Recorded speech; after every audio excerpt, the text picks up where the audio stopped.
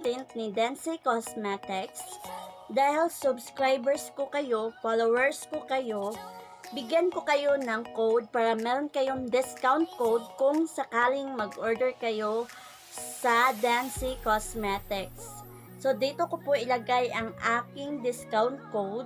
Gamitin nyo lang po ang aking discount code na Dency Elmi. Dency Elmi, yan po, ilagay nyo po kapag mag-order kayo ng lip tint na to. Sobrang mura lang, affordable lang talaga siya. Pwede siya pang estudyante or kahit sinong taong gumamit, bagay lang talaga siya. Kaya wag nyo lang patagalin, mag-order na kayo. I-type nyo lang ang aking discount code na Dency Elmi. Ito po, DENCELMIE, Dency Elmi. I-type nyo lang po ang aking discount code para maka-discount kayo.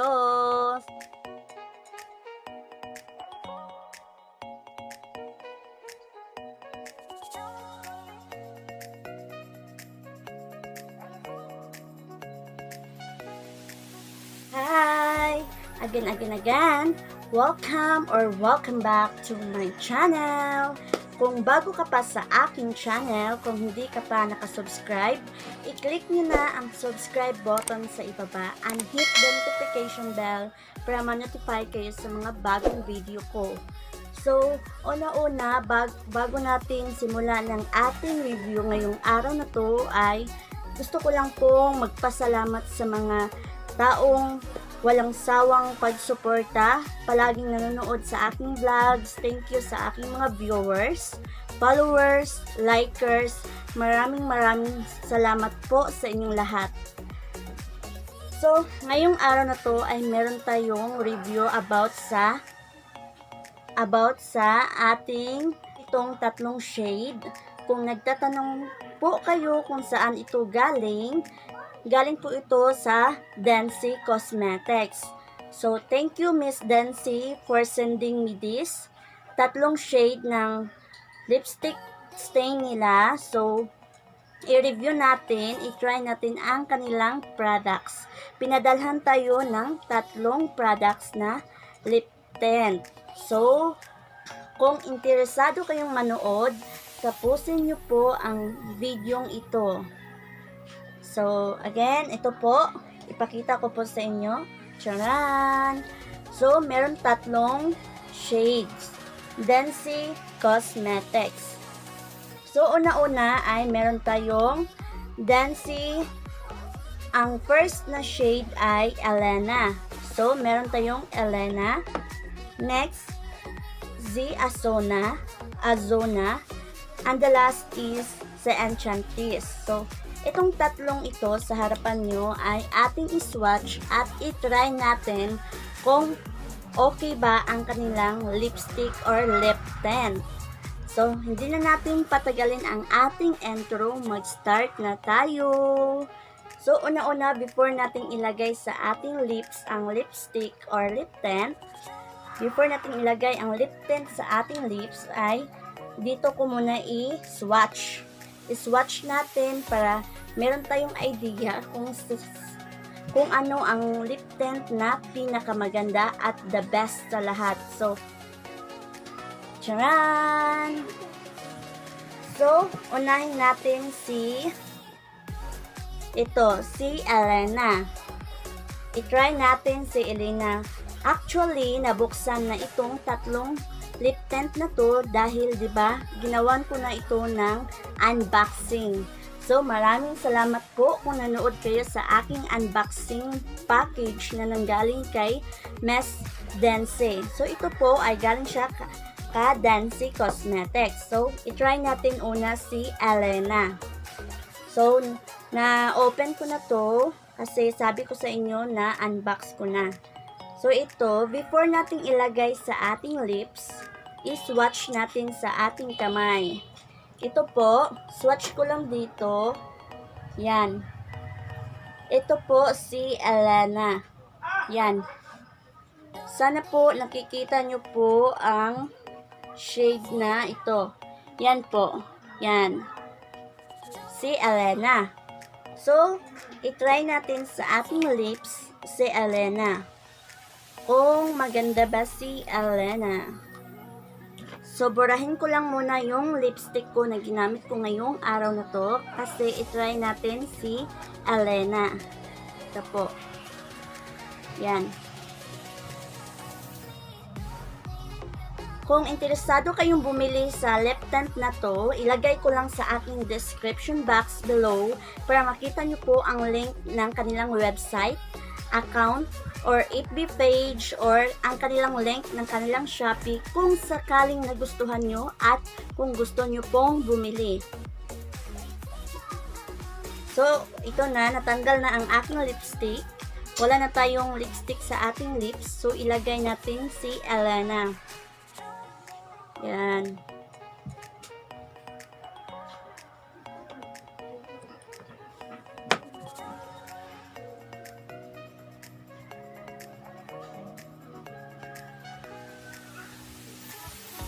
So, ito pala si Elena. Watery siya, guys. Watery siya na pagka-lip tint.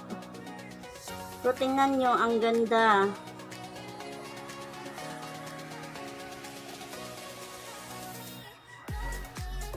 Yan.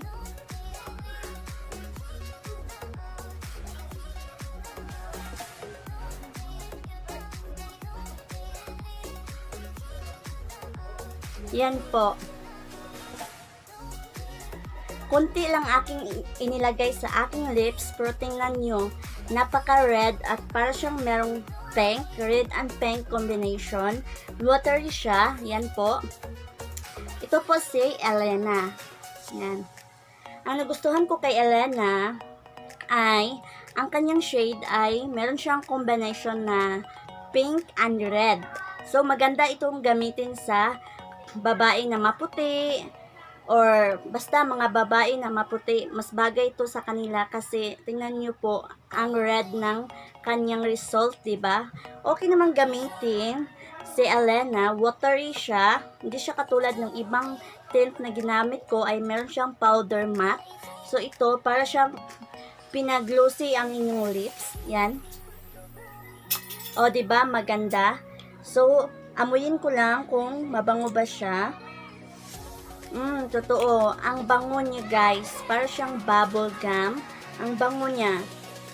So kung nagtatanong kayo kung magkano ito, ilagay ko lang sa description box ko kung gusto nyo pong bumili.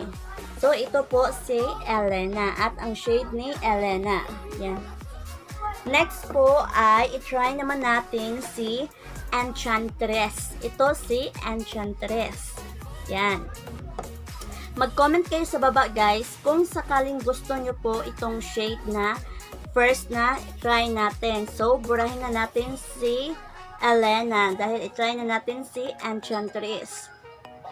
Yan po, binura ko na siya. Ang tagal niya pong mawala sa lips. Kumakapit ang kanyang color or shade. Maganda siya. Yan. Tinanggal ko na siya. Ginamit ko yung pang wipes ko. Yan. So, meron pa siyang natitira. So, kunin ko lang po.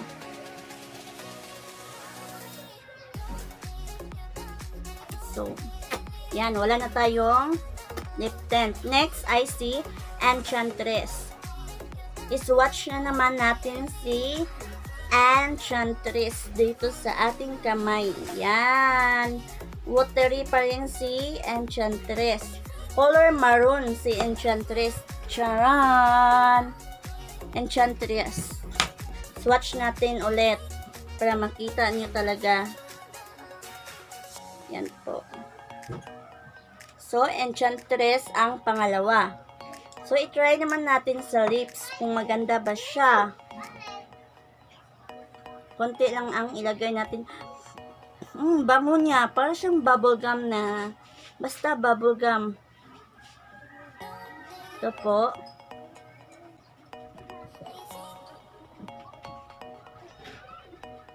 O, si Enchantress. Maroon siya. For me, mas bagay siya sa morena or sa maputi. Bagay siya. Kahit ano, bagay siya kasi maroon siya. Tingnan nyo po. Diba? Mas magandang tingnan. Ang cute-cute, diba? O, yan. So, next naman ang ating Azona. I-try na naman natin si Azona. Tanggalin naman natin si Enchantress. Grabe. Ang lakas kumapit ni Enchantress, guys. Tingnan nyo po. Ginamit ko na yung wipes ko na pero kumakapit pa rin ang kanyang color. Grabe, ang ganda ni Enchantress. Color maroon. Yan. Ang tagal mawala, guys. Ang tagal mawala. Yan. Nandyan pa rin. Mas maganda itong gamitin kung meron kayong pupuntahan na occasion, like birthday, wedding, or basta merong mga kainan or pakals. Ito gamitin niyo kasi matagal siyang mabura kahit uminom kayo ng tubig, kumain kayo, hindi talaga siya matatanggal agad. Promise. Walang halong biro. Totoo talaga siya. To. So, ito na. Tinanggal ko na sa Enchantress. Pero tingnan nyo po ang aking lips. Parang meron din siyang natitirang lip tint. Diba? Ang cute ni Enchantress. So, next naman, i-try natin si Azona. So, i-swatch ko lang si Azona dito. Parang maroon din siya. Light na maroon. Ito po. Shade ko lang. Yan. Hindi talaga ako marunong mag-swatch. Sinsyahan nyo na po. Ito po. Ito po si Azona. So, ilagay ko naman sa aking lips si Azona. Watery pa rin si Azona, guys.